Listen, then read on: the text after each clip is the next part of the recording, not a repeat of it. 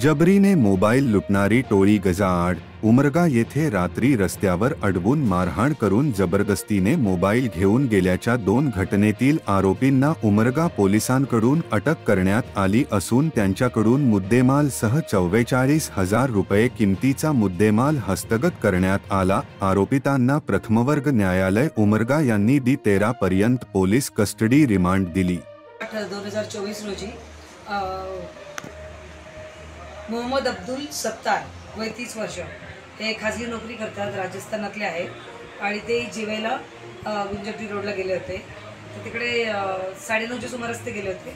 तिकडनं जेवून ते परत येत असताना 10-10:15च्या सुमारास त्यांना एक मोटरसायकलवर 3 जण बसलेले आणि ते एकमेकांना त्यांच्या नावाने म्हणजे नावाने किंवा टोपण नावाने हाक मारत असताना दिसत होते। यांनी त्यांना अडवलं, रस्त्याने लोक नव्हते त्यामुळे, आणि त्यांनी अडवून त्याला सांगितलं चल पैसे काढ। तर तो म्हणाला माझ्याकडे पैसे नाही आहेत। पैसे नाही म्हटल्यावर त्यांनी त्याला धक्काबुक्की केली, मारहाण केली आणि त्याच्याकडचा एक मोबाईल विवो कंपनीचा, तो रेडमी कंपनीचा त्यांचा मोबाईल होता, 9,000 रुपये किमतीचा, तर तो त्यांनी हिसकावून घेतला आणि ते पळून गेले। आणि त्याचप्रमाणे त्याच्या पुढे गेल्यावर ते ईदगाह रोड जो आहे आपला हुतात्मा स्मारकच्या इथे, तिथं पण अमोल बिराजदार या नावाचे एक व्यक्ती होते, त्यांच्यासोबत पण हाच इन्सिडन्स परत झाला। त्यांना पण त्याने पैशासाठी मारहाण वगैरे केली, पण त्याच्याकडे पैसे नसतात। त्यांचा मोबाईल घेतला आणि ते मोटरसायकलवर पळून गेले। त्या दिवशी माझी नाईट राऊंडच होती।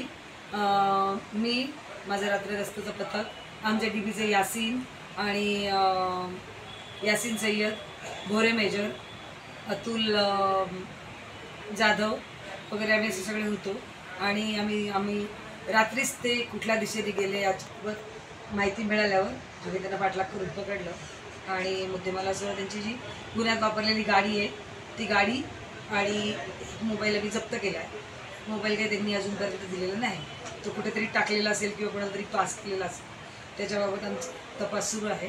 तर BNSच्या म्हणजे नवीन कायद्यानुसार कलम 309(4), 352, 351(2), 351(3) आणि 3(5) भारतीय न्याय संहितेनुसार आपण पोस्टे उमरगाला गुन्हा दाखल केला आहे। API भराटे साहेब गुन्ह्याचा तपास करत आहेत, गुन्हा प्रगती पथावर आहे। त्यांना गुन्ह्याच्या तपासकामी 3 दिवस PCR मिळालेली आहे। जर त्यांनी अजून पण रिकव्हरी आमची पूर्ण झाली नाही तर पुन्हा एकदा आम्ही PCR मध्ये त्यांना घेऊन पुढचा तपास करत आहोत।